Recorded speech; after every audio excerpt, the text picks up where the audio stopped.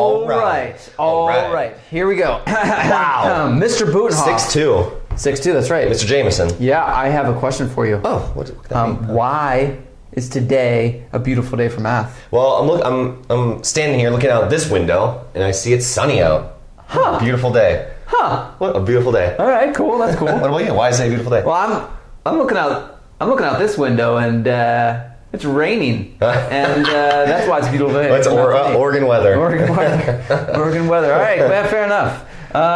Standard. Learning target we got here. Let's I'm see. going to solve linear equations with variables on both sides of the equation.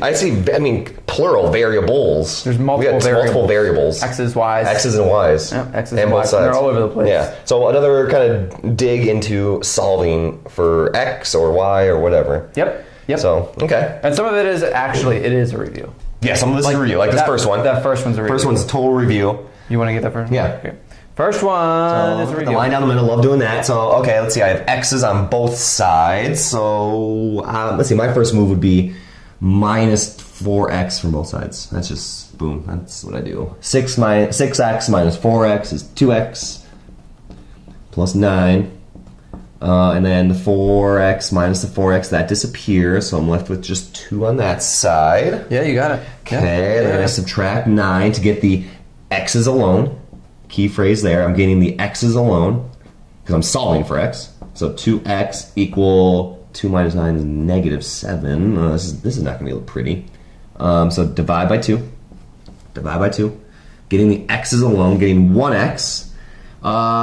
Okay. Just leave it. So I'm gonna leave it as a fraction first. So that is a perfectly appropriate answer right there. Okay. X is negative 7 over 2. Yeah. But if you're a decimal fool, I'm kind of a decimal fool. Like decimals? Negative 3.5. Sometimes it's helpful. Sometimes. I guess. Yeah. So those are both appropriate answers. I like this one. Yeah. We're gonna need that one. But I'm also gonna add to solve for X, we get X's alone. Gather them all up. Yep. The X's alone. All right, cool. We can do that. Yeah. We can do that. So if we're solving for X, you're saying get X's alone? Because we have 1X alone on the left side there. Okay, so would I do the same thing here? Solve for X, get X. X. So this means get X's alone. Mm-hmm. All right. But in this one, there's Y's too. I'm That's gonna weird. rewrite 2X plus 3Y equals 12. All right, so I need to get X by itself. And I've got these 3 Y's there. So I got to get rid of the 3Y. The heck do you do with that? I can subtract 3Y from both sides. Minus 3Y. So 12 minus 3 is 9.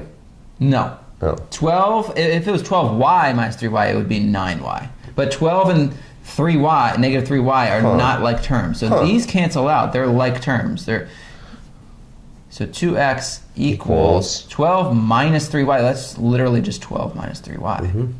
There's a hidden, and you taught me this. Yeah. There's a hidden plus 0y over here. We don't write it. There's no y's. Yeah. But if I'm really subtracting 3y, I'm subtracting from this. There are no y's. That makes sense. 0 minus 3 is negative 3. Exactly. Got it. And then the last step now. Why do you pretend like you don't know? Because that's how learning works. Yes. So the last step, I still need to get x's alone, just like before. I would get rid of the 2 by dividing by 2. Same thing. Divide by 2, like the last one. So x equal. Well, I got to divide by 2. Divide by 2. Divide by 2. Divide everything by 2. Divide everything by 2. So equals 12 divided by 2 is 6. Minus 3 divided by 2. Do I divide the y? Is it all together? What happens here? 3 halves y? Yeah. That's all that it is. 3 over 2y. Mm-hmm. Okay. Get x's alone. Get x's alone. And I did something with my classes just to point out that we can shuffle around those terms. I don't know why I did it, but it just seems like it's a good thing to see. Mm-hmm. You can shuffle them around? So those are equivalent. Oh, okay. So you just move the negative 3y over here and a plus.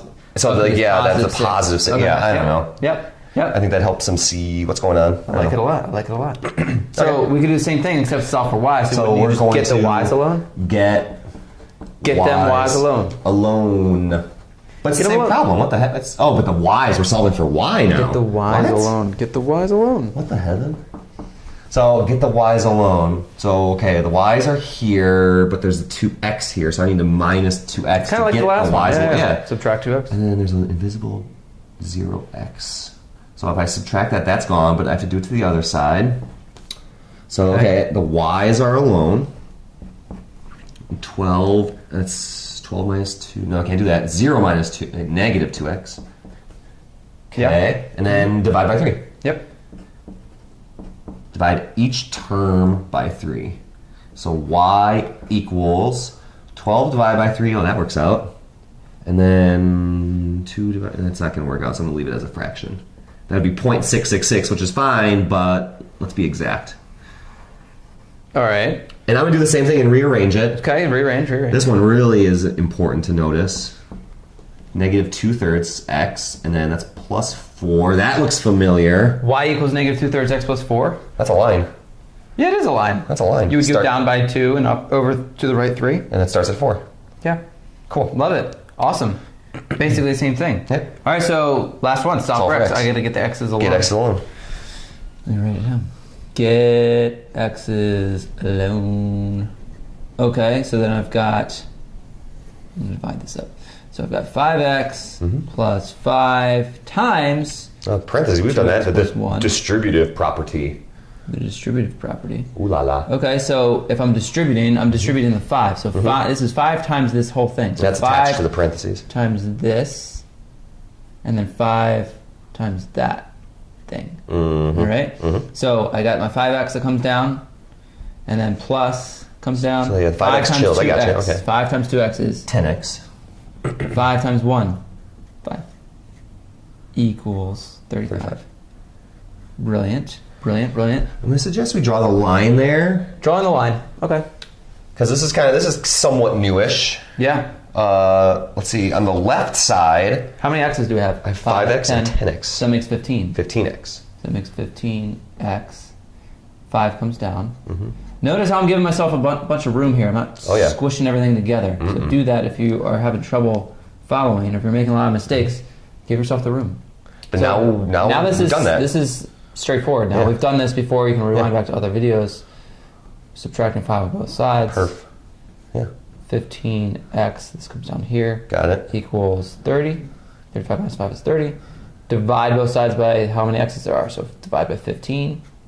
X. Oh yeah, there You is. get x equals dos. Do you think they realize they're being set up with this problem? Probably not. No, this is a setup. You're being set up. You're totally being You're going to set see up. this problem again. On the very Next video. Good luck.